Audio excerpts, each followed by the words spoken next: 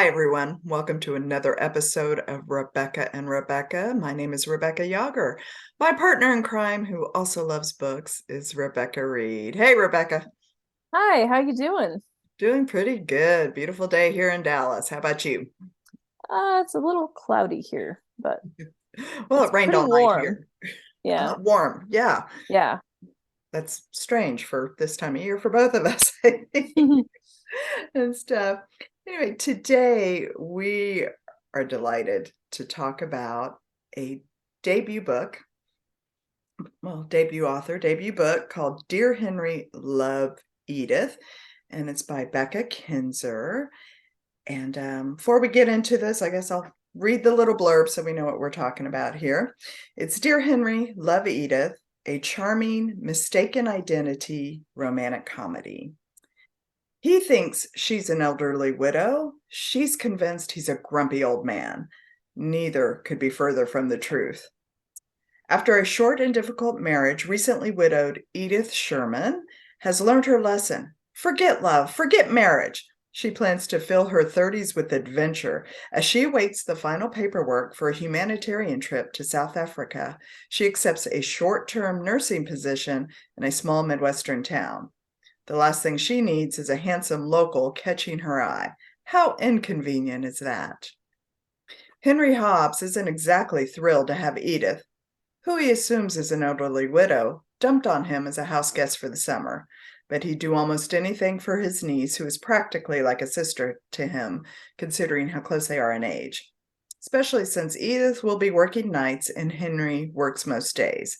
When he and Edith keep missing each other in person, they begin exchanging notes, short messages at first, then longer letters, sharing increasingly personal parts of their lives.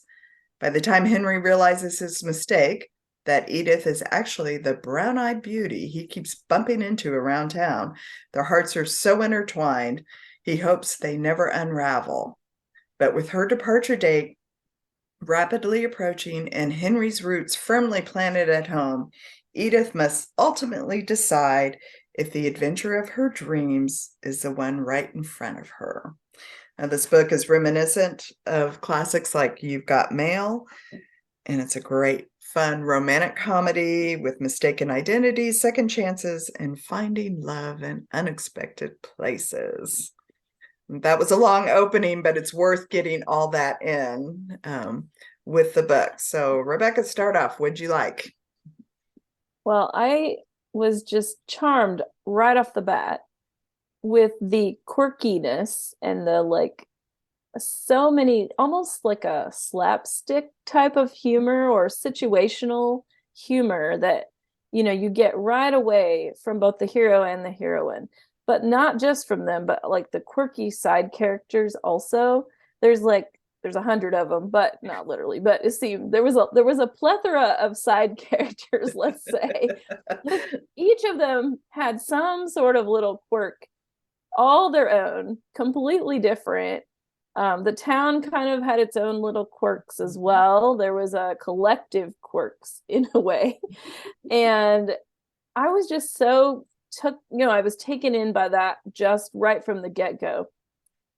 And then as it developed, then you would get those little misunderstandings and and you'd hear the humor in that, but then you dug into the depth really of the story, because each of the characters had their own story that was really almost like holding them back from something. And so not only did you have all this quirky little humor and the misunderstandings and the missing like by inches or by minutes or whatever that kept them from realizing who each other was, but you also had that, just the poignant stories that each of them carry, that was um it didn't really come out until you got into it, into the book, but it really tied down the last half of the book and made it something more than just a rom-com, in my opinion. Yeah, I completely agree. In fact, you and I must be reviewing a lot now lately because I wrote very similar notes. Quirky was a word I used. The town is almost well, it is another character Hmm. in and of itself, and of course the people in the town that are surrounding Henry and Edith. Um, and you're right, there's a great, I mean, this is a fun, rom-com kind of thing, but Henry and Edith both have some depth to them. And if you look at where they were at the beginning of the book to where they end up, and there's such substantial growth. And it's Hmm. not just this cliched event happening for both of them. It's they really come from places where they're unsure of themselves, or there's so much they need to learn and need to trust people, and need to Hmm. grow, that I really liked how Henry and Edith change through the book. Yes. Yes, that's very true. I I was very impressed with the flow of the story as well. Excuse me. Um, there wasn't a point where you're like, okay, I can set this down now. It was very much a continuous, kind of back and forth between the serious and the funny. And it was all just kind of intermingled to the point where, it really held your interest. And about the time you had everything figured out, Mhm. something would happen that you did not expect. And there were all kinds of interesting obstacles to the pair of them getting together.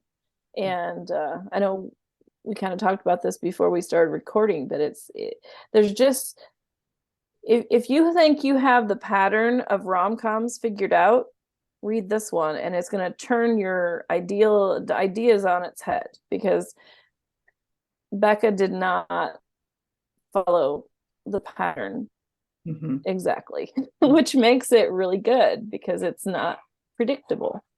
Yeah, it does. It stands out in its uniqueness, and yes, they're the mistaken identities and the near misses and the funny things that are evident in all rom-coms, but she puts a twist on most everything. And as we were discussing, even towards the end, where you think you've got it figured out and you know what's going to Hmm. happen, and all that, it doesn't happen that way. And it was an interesting read to do it.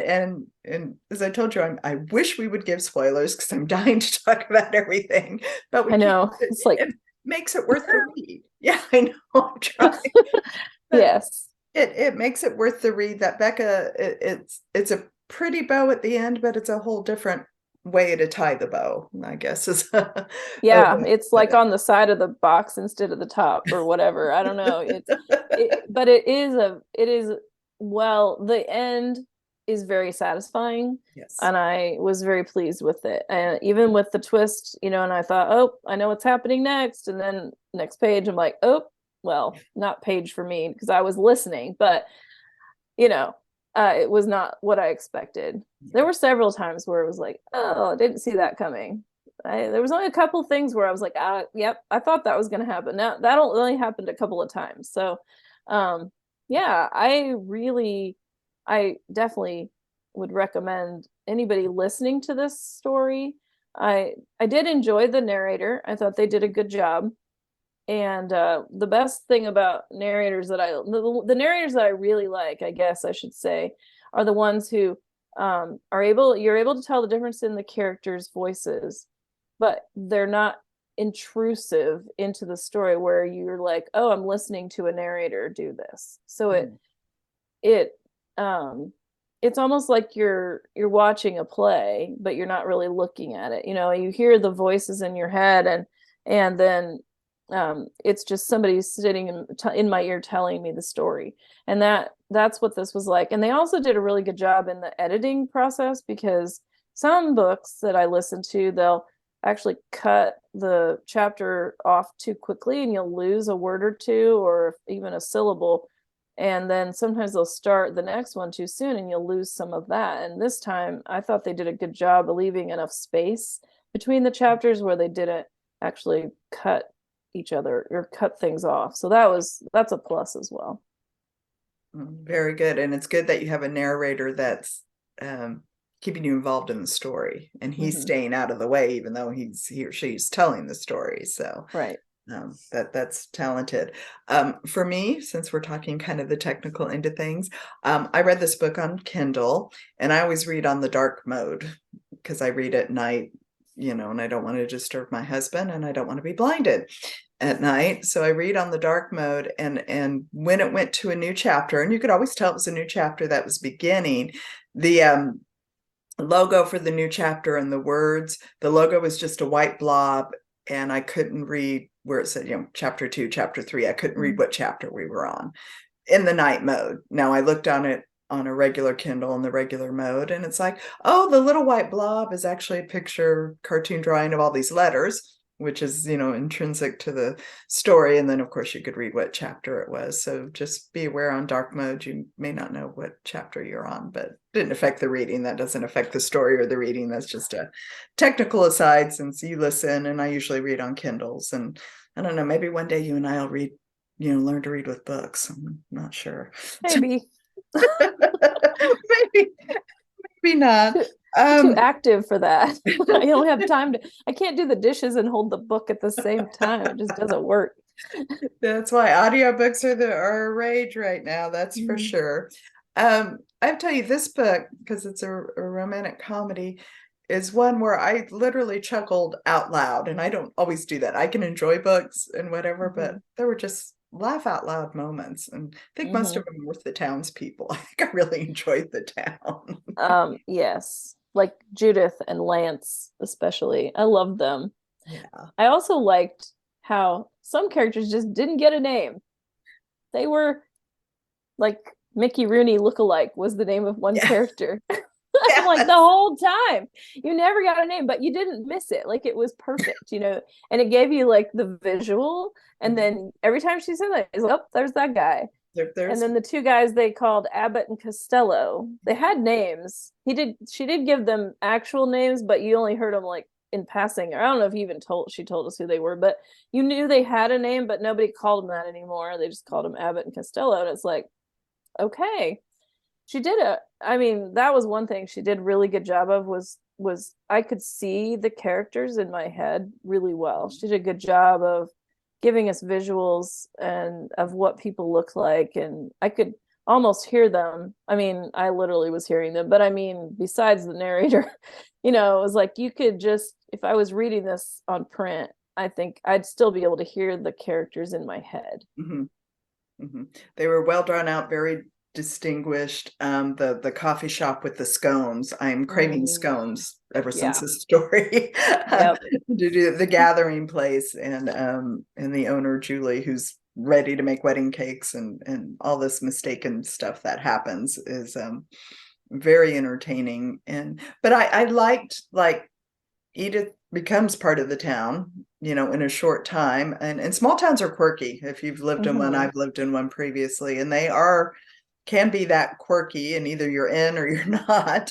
And I love, as funny as this town is, that they accept her, and they like her right away, and you feel her desire to belong there. She's kind of running from her past. Like she said, she had a brief marriage and is widowed, and things like that. And so but in a sense, she's running to her new adventure, and this town is a stopover, on her way. And Henry is well entrenched in the town, but is trying to step into another person's shoes, his brother's shoes, in the family business, so he's in, but yet he's not in.